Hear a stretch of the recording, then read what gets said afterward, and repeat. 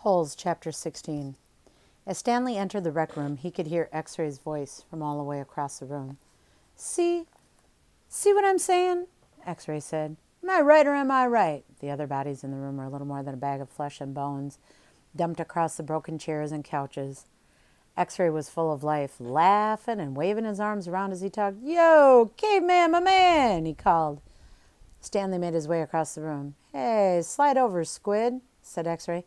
Make room for the caveman. Stanley crashed on the couch.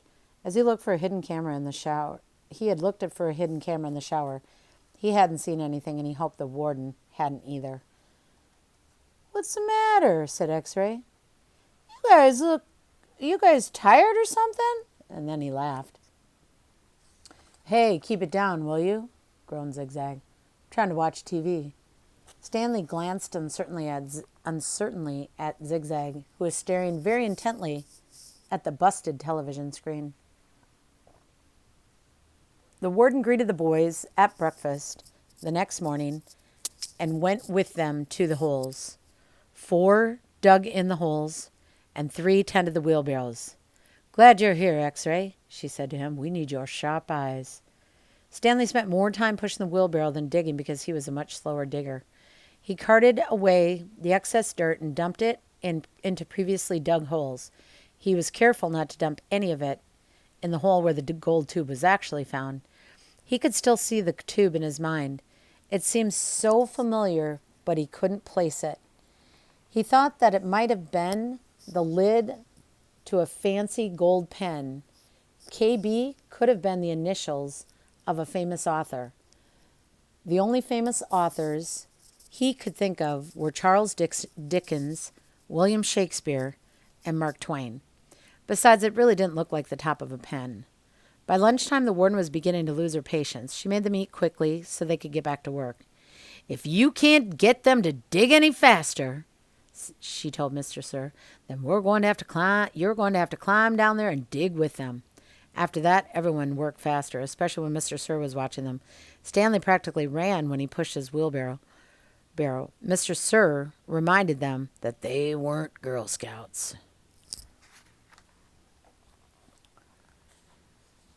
They didn't quit digging until well after the other groups had finished. Later, as Stanley sat sprawled across an unstuffed chair, he tried to think of a way to tell the warden where the tube was really found without getting him or X-Ray into trouble. It didn't seem possible.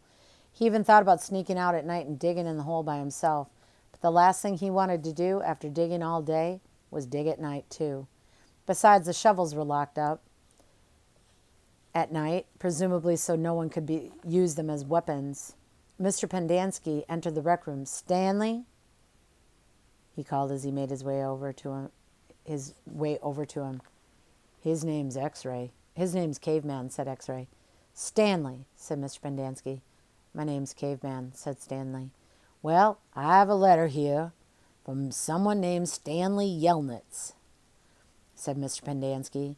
He turned over an envelope in his hands. It doesn't say Caveman anywhere. Thanks, Stanley said, taking it. It was from his mother. Who's it from? Squid asked.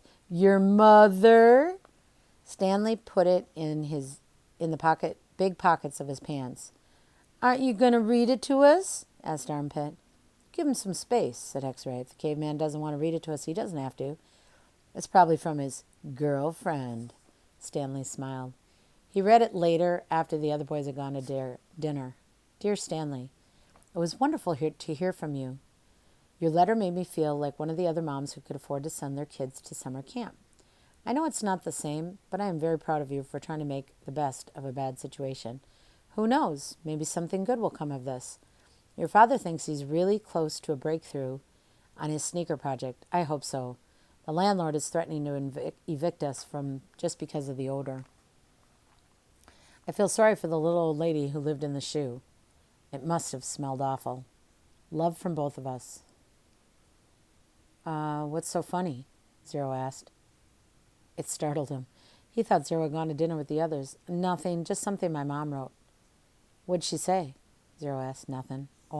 Sorry, said Zero. Well, see, my dad is trying to invent a way to recycle old sneakers, so the apartment kind of smells bad.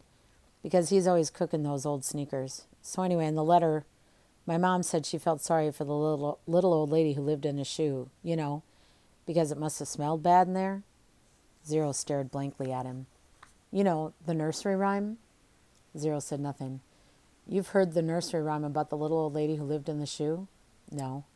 Stanley was amazed. How does it go? Asked Zero.